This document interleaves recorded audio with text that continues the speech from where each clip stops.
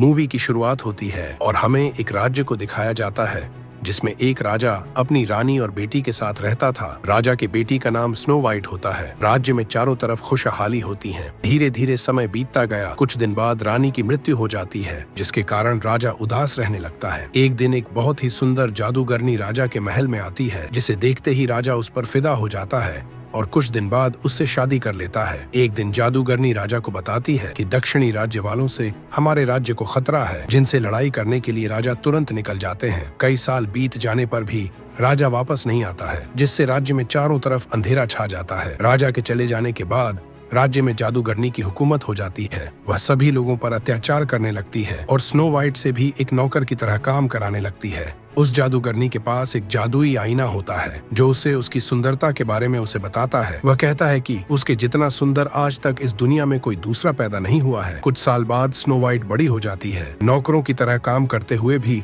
वह लोगों की मदद करती थी। एक दिन जादूगरनी आईने के पास जाती है और उससे पूछती है कि कौन है सबसे खूबसूरत, जिसके जवाब में आईना स्नो वाइट का नाम लेता है, जिसे सुनकर जादूगरनी को बहुत गुस्सा आता है और वह अपने वफादार रक्षक को बुलाकर कहती है कि स्नो वाइट को दूर किसी जंगल में ले जाकर मार दो और इस बक्से में उसका दिल लाकर मुझे दो। रक्षक स्नो वाइट को लेकर एक जंगल में पहुंच जाता है और जब वह उसे मारने जाता है तो उसे उस पर दया आ जाती है और वह उसे सारी बात बताकर वहां से भगा देता है। स्नो वाइट भागते भागते एक खंडहर में जाकर गिरती है जहां चारों तरफ अंधेरा होता है। तभी वहां पर एक हिरन आता है, जिसे देखकर स्नो वाइट बहुत खुश हो जाती है। धीरे धीरे वहां पर बहुत से जानवर आ जाते हैं। वे लोग स्नो वाइट को लेकर एक घर में जाते हैं। घर में जाकर स्नो वाइट सो जाती है। अगली सीन में हम कुछ बौनों को देखते हैं जो उसी घर में रहते थे। जब वे लोग घर पर आते हैं तो वे लोग स्नो वाइट को देखकर डर जाते हैं। स्नो वाइट उन्हें सारी बात बताती है और वे लोग उसे अपने साथ रख लेते हैं। इधर आईने की मदद से जादूगरनी को पता चल जाता है कि स्नो वाइट अभी भी जिंदा है। तब वह उस रक्षक को जेल में डलवा देती है और बहुत से सैनिकों को स्नो वाइट को मारने के लिए भेज देती है। एक दिन जब सभी बौने काम करने चले जाते हैं, तब स्नो वाइट जंगल में घूम रही होती है। तभी एक लड़का जिसका नाम जॉनथन होता है, वह उसे कुछ सिपाहियों से बचा लेता है। जॉनथन स्नो वाइट को लेकर अपने लोगों के पास जाता है। वे लोग बताते हैं कि हम लोग राजा के वफादार हैं, पर इस घमंडी रानी के आने से